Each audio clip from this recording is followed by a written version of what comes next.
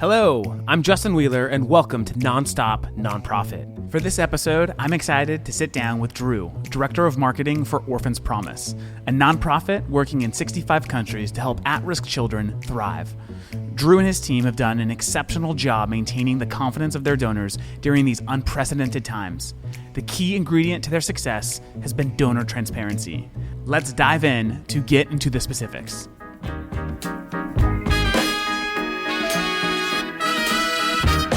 The best thing that we can do is just raise as much money as possible and then give it to the people around the world. We set out to raise $1,000 to help this person, but we had no idea how to fundraise. Then you're doing it wrong. Okay. That is unacceptable, and that is not the way to run a board. Who is this girl, and what's the thought process when you're like, do I include a nickel? And it snowballs like any peer-to-peer campaign. The more people that view this content, the further and further it grows. The community raised $55 million in 2019. The more nonprofits can give their donor base that experience of the impact that's being made on the ground level, there's nothing else you have to give someone.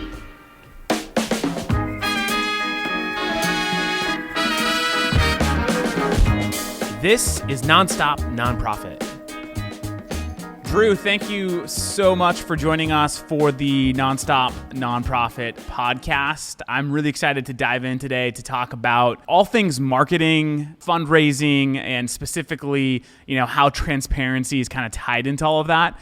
So thank you so much for joining the podcast today. Sure, man. I'm pumped to be here. Been a big fan since I met you guys, and especially the podcast. Listened to all of them, and it's just an honor to be here and be a part of it. Glad to be a guest. Absolutely. Well, this time you'll be able to listen to yourself. So let's make it good. Yeah, for sure. I'm here for that. So before we jump into the topic today, tell us a little bit about yourself, your story, and the organization that you work for. Sure. So I'm the Director of Marketing at Orphans Promise. Been here just about 5 years. From my background, though, it kind of ties into the organization. So I'm the oldest of 7 kids, 5 of who are adopted. And my mom's actually the founder of Orphans Promise, Terry Musin. She's the host of the 700 Club. And to make a long story short, when we adopted 3 girls from Ukraine as I was getting ready to head off to college, we began to understand some statistics about orphans around the world. There's about 150 million, give or take, based on the numbers that you're looking at. But only about 1% of those kids are ever going to be adopted. And so our question was, what happens with that other 99%? Right? Who's going to serve those kids? Who's going to love those kids? Don't they deserve a chance to succeed? And so beginning in Ukraine, we kind of started with education centers that offered them a chance to learn English and computer skills and life skills and relationship skills. And that was about 15 years ago. And that was one project in Ukraine. And today we're in about 68 countries with about 330 projects. And so the growth has been just massive. And the cool thing for us is we're kind of a hybrid organization. So in Ukraine in particular, we actually operate a lot of our own projects, whereas in other countries, a lot of times we'll go in as a grant giving organization and kind of come alongside somebody who's doing phenomenal work. And we kind of help provide maybe some oversight or some assistance. We certainly provide financial assistance, but then we don't want to recreate the wheel, right? If it's a local organization who knows what they're doing, has found a solution that actually serves people and makes a difference, we want to just kind of support them and uplift that work. So that's kind of helped us grow quickly because we're able to identify partners who are doing phenomenal work and really just kind of latch on and go, hey, let's do this work together. And so we really work in kind of 6 key areas: education, nutrition, discipleship. We build strong families, we fight trafficking, and we just kind of transform communities through a variety of ways. We can kind of get into that, but those are our 6 real key areas. And the big thing for us is we want to make sure that every kid has the chance to succeed, no matter what. Our kind of tagline is at risk to thriving. And so we take kids out of tough situations and give them a chance to get ahead in life and dream about a future just like your kids or my kids might. Wow. The organization and what it's trying to accomplish, or what it is accomplishing, sounds amazing. I actually spent some time in Ukraine working at a couple different orphanages when I was in college.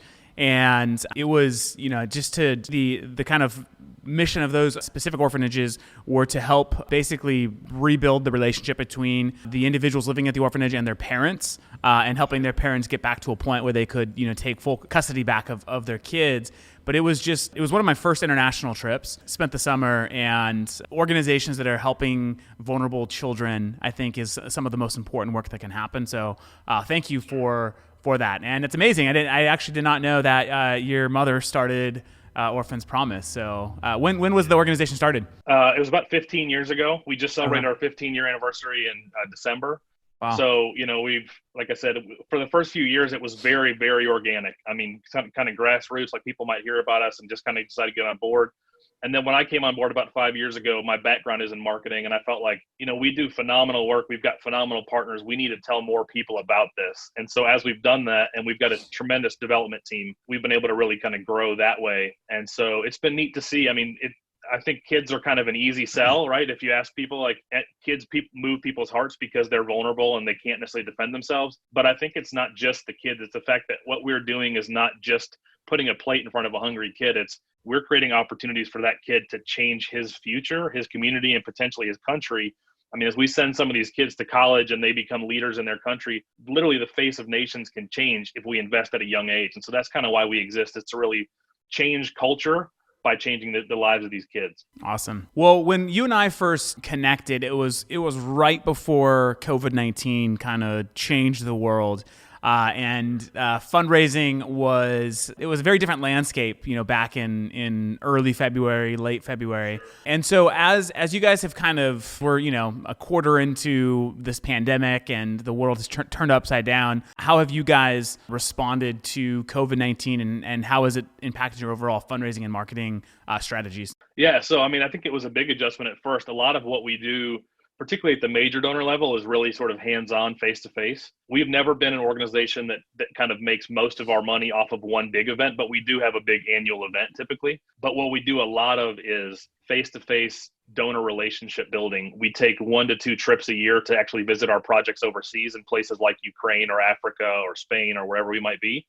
And we invite our donors to come with us, right? And so that's where you really get to know them, get to kind of live life with them for, 10, 14 days in some cases, get to really build relationships. And that we actually had 3 trips on the books for this year and all 3 have been canceled. So instantaneously, that's a huge change, Yeah. And everybody, I think, just like all other nonprofits, we were kind of scrambling to figure out, well, how do we do this? What does this look like? We already had sort of a pretty strong monthly recurring foundation of givers, but that was they're giving smaller gifts, so it still makes up a smaller portion of our overall giving. These major donors are really kind of our top tier. And so what we really had to do was figure out, like, how often do they want to hear from us? What do they want to hear from us? But we knew they wanted to hear from us. There was no question about that.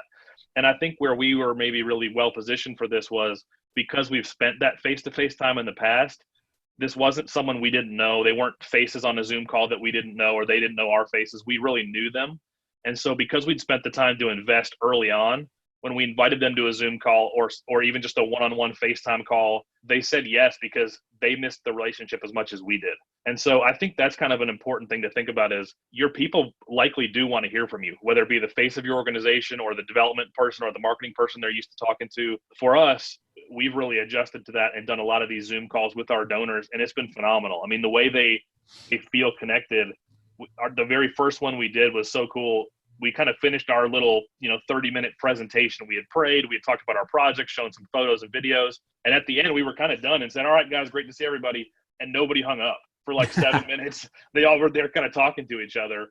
And so finally, it was kind of one of those, like, high school relationships, like, I love you more, no, I love you more, you hang up first kind of thing, because everybody was sort of going, I don't want to get off the call. I've missed talking to you. I've missed seeing your faces. And so we kind of did a 1, 2, 3 and everybody hung up at one time. But that just kind of let us know how deeply these people want relationship. And when they're investing in your organization at that high a level, they need to know that they're not just a number or a name in a CRM. They need to know there's a relationship there. So we've kind of worked double time to just make sure that they know that we actually care about them a ton. And we do. We're not faking it. It's the truth.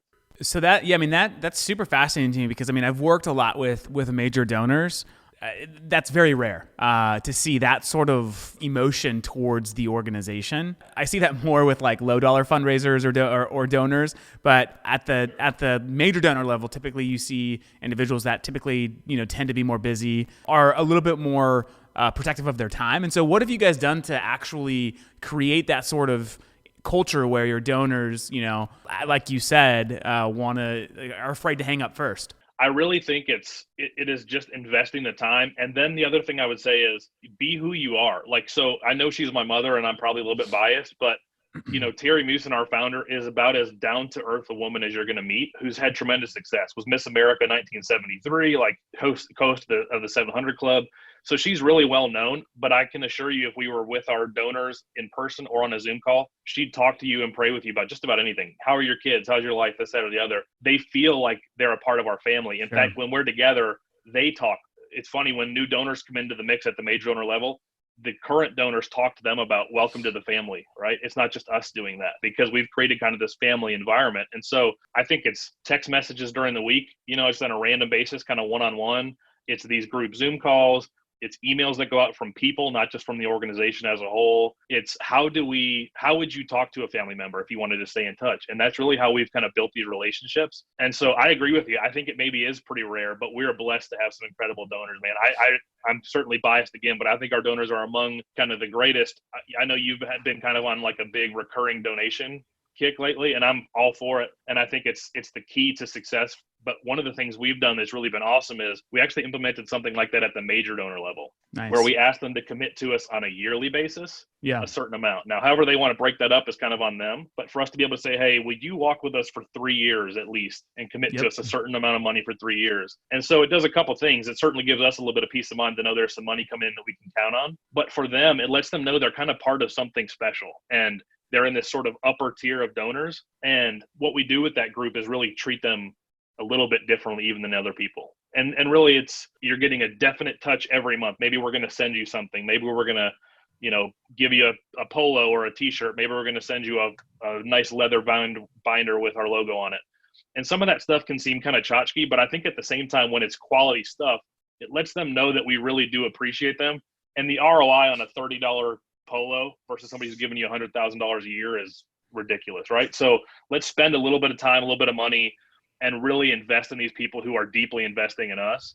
And I think, we've seen firsthand it's paid off. They do feel like they're part of our family. No, yeah, I love that. And I think, you're onto something there. It's like a major donor recurring program, giving, at high levels annually. That's brilliant, right? It allows you to understand what your runway looks like and how you can scale and grow overall impact. So yeah, thank you for sharing that. That's really exciting to hear that that's something that you guys have been developing and is working well.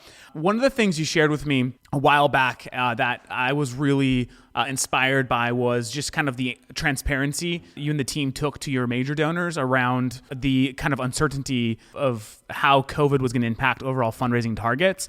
Can you share what you guys did initially and the response from your donors? So, early on, I think we weren't quite sure how to go about it. You don't ever want to come out and just kind of act like the sky is falling, right? And give them a lack of confidence in you as an organization. So we kind of held off the first couple of weeks when COVID first hit, and we're just sort of over communicating how we were pivoting as an organization. So we, typically we do all these things: education, nutrition, discipleship, and we really shifted our focus to nutrition because that was a huge, barrier for a lot of these families who couldn't put food on the table. But as we did that, and as COVID impacted people of all, financial levels in this country, we began to see like our giving didn't drop way off, but we were certainly down a little bit. And so after talking about it as a leadership team, we felt like, these are our core people that are going to be on this Zoom call. We need to kind of let them know, hey, we are a little bit down and we don't want to stop serving these kids and these families and these communities. So we're asking you to really stand with us right now, right? We have no intention of changing who we are or what we do. And we appreciate more than the fact that you stood with us in the past. But I think that it was $70,000 at the time. And we really want to make sure that we're able to meet all of our commitments to the kids that we've said we were going to help. And so what was really wild, and I think I told you this story too, was one of our donors, this is the kind of quality donor we have, woke up in the middle of the night, just burdened for our organization, really wanted to do something. And bear in mind, this is a couple that had given us $100,000 not that long ago, but they just felt like we need to do something about this. So they said, hey, we're going to give you $35,000, but only if you're willing to use it as a matching gift, as a matching challenge. Wow. So keep in mind, we're 75,000 short. So they're going to give us half of that. And they don't even know we're $70,000 short. They're going to give us half as long as we match it. So that'll basically instantly fill that gap for us. So we kind of put a campaign together, put it out there to the world through email and social. And within about 2 days, we'd raised an additional $20,000 in response to this matching challenge. We come to our next Zoom call with these donors and we tell them about it. And within about 2 minutes, they go, well, I'll fulfill the rest of it. And I'll give 10,000 on top of that. I'm going to give 5,000 on top of that. And then one of them said, listen, don't ever let yourself get to a place where you're short on money and not tell us. We'll be more upset that you didn't tell us than we will that we find out that you're short on money. And so I think for us, it was an eye opener to be like, hey, these are people who are really, really bought into what we're doing. They've proven that both through behavior, through how they, give to us. And so just like you would with your family, we need to be really honest with them about where things stand. We're going to do everything we possibly can to raise money in as many ways as we can, through peer-to-peer, through social, through email, through whatever. But these are folks that really want to be sure we succeed. And they've made investments in our organization over the last 15 years. They don't want to see it go down any more than we do. And so it was important for us to really be that transparent with them, which wasn't easy. It's hard to say, hey, we're a little bit short this month, right? But when we did, what we saw was they stepped up to the plate and said, you're not alone in this, and we're going to stand with you and actually help you get to where you need to be. So it was pretty awesome. Yeah, what I love, there's two ways to approach a shortfall in fundraising or a miss in the budget, right? A lot of organizations do it, and this is what scares donors away, is it's kind of the emergency SOS call out. Like, our organization essentially is going to go under if we don't raise X amount of more dollars. From a major donor perspective or from any donor perspective, why would you want to fund a sinking ship, right? And so transparency, like, the earlier and more often you can be transparent about potential misses in fundraising with your major donors, your community of donors that are super loyal and are invested in the long-term sort of mission of the organization. These are the types of donors, the more frequently, the sooner, the better. And it's going to have a very different reaction, like what we saw here with your donor base. So I think that their approach was right on. And it sounds like it even brought your donors closer together as a result, and more glued to the mission of Orphan's Promise. I think the thing to be mindful of is transparency is always key, but as long as you can show that you're also being super creative and proactive to also come up with some other solutions, because otherwise you say, hey, we're 70,000 short this month, right? But what's to prevent us from being 70,000 short the next month? And at what point do we stop coming to those people and asking? And I think for us, it was, hey, the matching challenge came at a perfect time and we saw how effective it was. So that's something that we might be mindful of in the future, and say, even to that group of recurring major donors every year, hey, would you save 5,000 of that giving for like a year-end matching campaign? Because we saw it was so successful.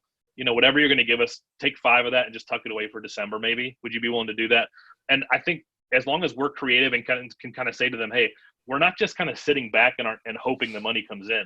We're continuing to fundraise. We're continuing to do the work. Yeah. And it's easier for them to continue to be on board and support what you're doing. Totally. Yeah. You don't want them to feel like they're the safety net. You have a playbook, you have a strategy, and you're essentially reporting back to them how that's going and if there's a shortfall or not. So totally agree. It's not going into it blind. You have to have a plan. You have to have a strategy to build confidence that this isn't a systemic problem. It's, as a result of the economy and so forth. So speaking of that, how is like the health and economic crisis putting pressure on donor communications? Like, are you finding new ways to communicate with donors? What are some of the things that you guys have done that have been working well for you?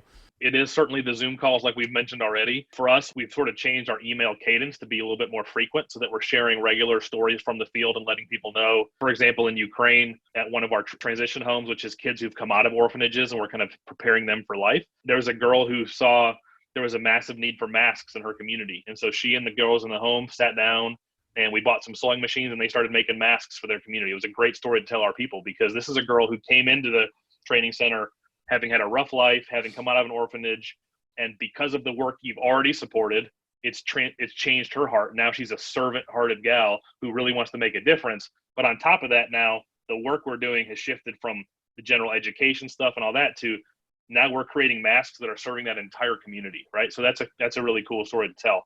In other cases, we're putting food boxes in families' homes, and that's the kind of thing where we might tell that story like in a monthly blog or a monthly email, and now it's become a weekly, hey, just want you to know we're still out here, we're still serving.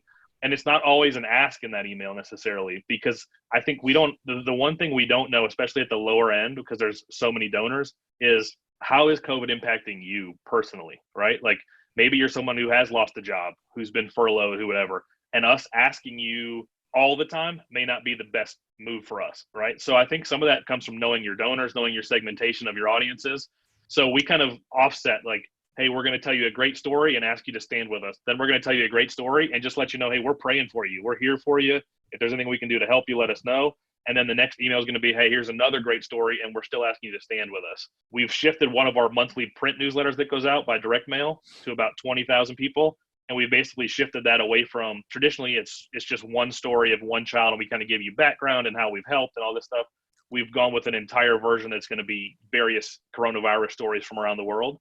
And so, again, I think it's just important for us to be mindful of people are curious what we're doing. And it's our job to do a really good job of telling those stories. And I think there's no question people are at home. They're consuming more content now than probably ever before. So why not consume our content? Why not hear the good news about the work we're doing? And then certainly at the major donor level, we've got, like I mentioned, a tremendous development staff who's texting once a week and calling and doing their own little smaller, Zoom calls or FaceTimes and that kind of thing. So I think for us, it's just been an issue of, we want you to know we're still here. We've not stopped serving, even though you see things shut down all around you. COVID looks different around the world. When you're in 68 countries, it takes a lot of work to figure out what does that look like. But so we just wanted to kind of give people a sense of, hey, you can still count on us to be making a difference in the world, and we're still the right place to be partnering with.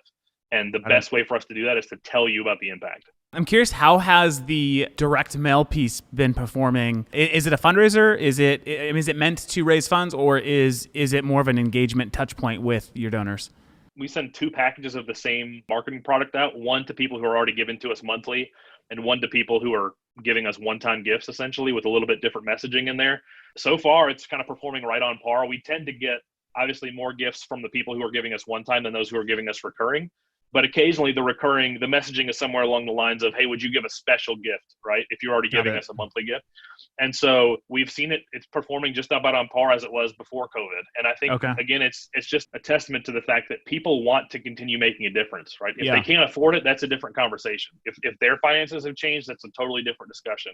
But if they can, even though they're stuck at home, maybe their job has changed dramatically, people still want to make a difference. And they might even know, especially if we do a good job of telling them, that for many of these places where we work, times were tough before coronavirus, right? Like maybe it's a kid who's got one parent and that parent's a street vendor and they sell food in a cart, and that's been shut down entirely by the country. They're not getting any income anymore, right? So now there's almost even more of an impetus to make a difference than there was even prior to coronavirus. So I think it's just a matter of how do we communicate the impact the donor can have. And then, I mean, this is what you guys do tremendously. Position them as the hero, right? Like Johnny's mom is really struggling. Imagine if you couldn't feed your kids, but you can feed Johnny. And you know what I mean? That kind of thing, I think, is really important for us to really talk about. And so we've seen, since that first month where we kind of had a shortfall, we've really sort of seen a rebound in our giving, and we're holding pretty steady. And that direct mail piece is holding pretty steady as well. Great to hear. Very encouraging. We're seeing the same sort of across fundraise customer data. We're seeing that same sort of narrative. So it's encouraging to see that humans, despite the hardships they are going through, we are all going through, generosity remains to be, I think, a value that people cling to. So that's very encouraging. So there's no secret, if you follow Drew on social media, that he is a big Fundraise fan, a new customer to the Fundraise family, which we're very excited about, very excited to help accelerate your peer-to-peer efforts. And so aside, obviously, from Fundraise helping you raise more money, how do you see just the platform and technology in general helping nonprofits during times like we're in and during normal fundraising seasons as well? Well, I think when we talked about even initially, everybody's having to go digital. If you've not done it before, you were late to the game, but now you don't really have much of a choice if you're going to continue to work and exist. So, that's really what Fundraise in my mind is built around is let's take our events digital. Let's do some peer-to-peer fundraising. Let's do some live streaming. And I think for a lot of nonprofits, that's a very foreign world. Some of the younger ones who have a younger demographic are maybe a little bit more used to that. But even us 15 years ago, we've got a little bit older demographic. So trying to talk to people about, hey, can you do a peer-to-peer or a matching challenge or something like that it's a new way for us to talk to people. And so even though I've certainly been aware of it for a very long time, it's something that's kind of new that we're implementing. Where I think you guys really are sort of top notch is the ease of signing up. I mean, I think that's one of the things that really drives people away, especially as you get further up in the age demographics is, well, what's it going to require of me? But really with Fundraise, if you know your own first name, last name, email address, and why you care about a cause, you're up and running. That's all you really need. And to me, that's a huge thing. So one of the ways we're positioning it with our people is you're literally 3 clicks away from making a difference, right? Like enter your first click, like first name, last name, email, click, tell us why, click, boom, you're up and going. And if you want to connect it to Facebook, it's even easier. And so I think that Facebook integration and just how simple it is to get set up is kind of next level. I don't see anybody else really working that way. The second piece is we think a lot about journeys, email journeys. How are we going to handle people once they've sort of converted? In this case, they become a fundraiser. And the automation you guys have built in, right? Like Okay, so somebody signed up, now they've hit 25% of their goal, 50%, 75%. That stuff, it's done for you. All you've got to do is a little bit of the work to design it on the front end. And literally, I mean, you can drag and drop images in if you want to. We use a tool called bPro to kind of build emails and then drop them in there from an HTML standpoint. But either way, I mean, within minutes, you can have an email going out to tell your people, hey, be encouraged. You're a quarter of the way to your goal. Like, don't stop now. Momentum's picking up. Now's a great time to tell your family about it. Now's a great time to tell your friends. The thank you process is built in. The CRM process is built in. The analytics stuff you guys are coming out with is just ridiculous and so cool. The double the donation stuff. So I think that there's so many things that it opens to us as a nonprofit that we don't have the personnel or even the funding to hire the personnel for, that you guys take care of in one platform, that I just think is kind of next level. So that's at least how we're looking at it from our standpoint. Is it takes us 10 steps ahead of where we have been from a digital fundraising perspective. Well, yeah, no, thank you for sharing that, and very kind endorsement. I think one of the things that is so important here is, and I've been thinking about this a lot lately, is we have seen a lot of organizations, make this pivot and transition to digital because they've been forced to do so. And I mean, we've seen customers, who have hosted their virtual galas still have actually raised the same, if not more, and their expense side have been, 100% less for doing it. The question I have is, post-pandemic, will nonprofits go back to the old way of fundraising? Will they include a portion of like this new digital strategy, or will they double down and continue to really build out, their digital presence? I think that as you continue to grow, I mean, omni-channel is very important, right? Like in-person events, like the touch points and the interactions you have with your donors, the trips, overseas, for the donors to actually see the impact for themselves. These things are critical. But I think, and I hope that what this pandemic has done for nonprofit organizations is it's really underscored the necessity of a digital approach to fundraising and engagement. And glad that, fundraising has been able to help you guys in your efforts in that pivot and so forth. So very good to hear. And excited to see your guys' success on the platform, and excited to see you raise millions through peer-to-peer fundraisers. I mean, you've got the right donor base. And actually, that's another question I wanted to ask is, you guys have tens of thousands, if not hundreds of thousands of donors that are contributing.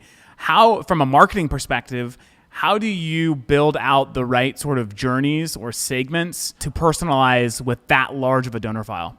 It's challenging. I would say we don't have hundreds of thousands. We're probably closer to like the 10,000 donors, and Okay. They sort of, rotate in and out based on who's giving you one time versus who's giving recurring. So I think that's the first thing. If you didn't have a ton of time or a ton of ability, but you said, hey, we could segment on one thing, it's how do we segment our messaging for people who are already giving to us monthly and people who aren't? I think that's key number one, because at least for us, our development staffs can be the ones who handle a lot of the personal interactions with our major donors. So from my side as the director of marketing, kind of like broad appeal, I'm really looking at monthly giving versus not monthly giving. That's my first segment option. And then, one of the things you and I have talked about a little bit is like, how do we suggest that recurring giving in a way that makes sense?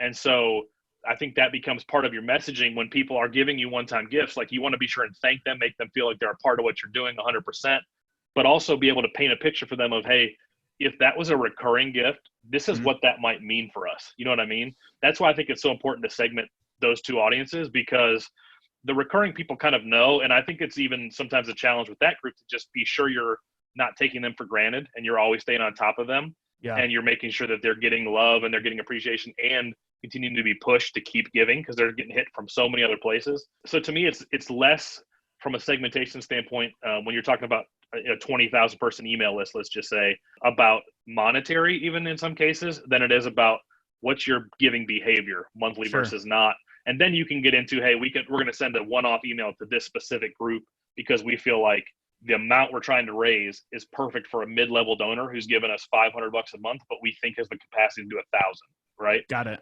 Or they're maxed at 500, but we know they probably run with people who could also give us 500. So peer-to-peer is a perfect fit for someone like that. Yeah. And so I think it's just a matter of taking some time to look at who is in your donor portfolio and then begin to sort of put some strategies together. But again, I would always come back to monthly versus one time is a great starting place, and then look at within those two segments, what can you do to talk to the right people? Awesome.